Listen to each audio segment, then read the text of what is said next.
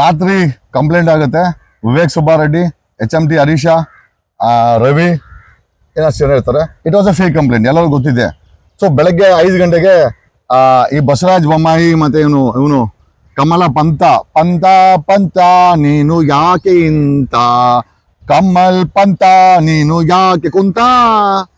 ಈ ಕಮಲ್ ಪಂತು ಬೆಳಗ್ಗೆ 5 ಗಂಟೆಗೆ ಪೊಲೀಸರನ್ನ ಕಳಿಸಿ ನನ್ನ ಅರೆಸ್ಟ್ ಮಾಡ್ದಂಗೆ ಅವನು ಜೈಲಿಗೆ ಬರ್ತಾರೆ. That's a different matter. So all together ಇದೊಂದು ಫೇಸ್ ಆಯಿತು. ನನ್ನ ಮೇಲೆ ಒಂದು ಸುಳ್ಳು ಕಂಪ್ಲೇಂಟ್ ಆಯಿತು. ಸುಳ್ಳು ಕಂಪ್ಲೇಂಟ್ ಮಾಡಿದ್ದು ಒಂದಷ್ಟು ಜನ ವಕೀಲರ ಗುಂಪು, BJP ಅವರು, ನನ್ನ ವಿರೋಧಿಗಳು. ಆಮೇಲೆ ಆ ಪೊಲೀಸ್ ಕಮಿಷನರ್ ಆಫೀಸಲ್ಲಿ ನನ್ನ ವಿರುದ್ಧ 307 ಸುಳ್ಳು ಕಂಪ್ಲೇಂಟ್ ಅನ್ನು ಅಡ್ವೈಸ್ ಕೊಟ್ಟಿದ್ದು ಕಮಲ್ ಪಂತು.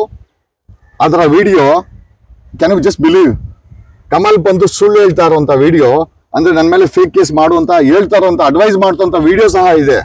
ಮಾಡಿದವರು ವಕೀಲರು. ಯಾರ ಕೈ ಸೇರ್ತು ಗೊತ್ತಾ? ನಮ್ಮ ಸ್ನೇಹಿತರಾದಂಥ AP ರಂಗನಾಥ್, ಮಾಜಿ ಬೆಂಗಳೂರಿನ ವಕೀಲರ ಸಂಘ ಅಧ್ಯಕ್ಷ ಕೈಗೆ ಸೇರುತ್ತೆ. ಆಮೇಲೆ ನೀವು ಕೇಳ್ಬೋದು, ಯಾಕೆ ಸರ್ ಇಷ್ಟು ದಿನ ಸುಮ್ಮನೆ ಇದನ್ನೆಲ್ಲ ಹೇಳ್ದಿರಾ ಅಂತ. We were working on this case.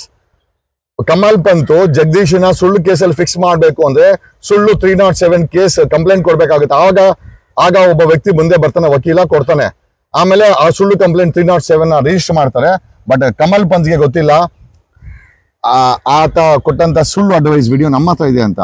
Can you just imagine, ಈ ಎಂಟೈರ್ ಇನ್ವೆಸ್ಟಿಗೇಷನ್ ನಮ್ಮ ಹತ್ರ ಇದೆ. ಈ ಸುಳ್ಳು ಕಂಪ್ಲೇಂಟ್ ಅನ್ನ ರಿಜಿಸ್ಟರ್ ಮಾಡಿಸಿದ್ದು ಬಸವರಾಜ ಬೊಮ್ಮಾಯಿ, ಕಮಲ್ ಪಂತ್ ಮತ್ತೆ ವಕೀಲರ ಒಂದು ಗುಂಪು. ಈ 3 ಜನ ಮಾಡಿದಂತ ಕಾನ್ಸ್ಪಿರಸಿಯ ವಿಡಿಯೋ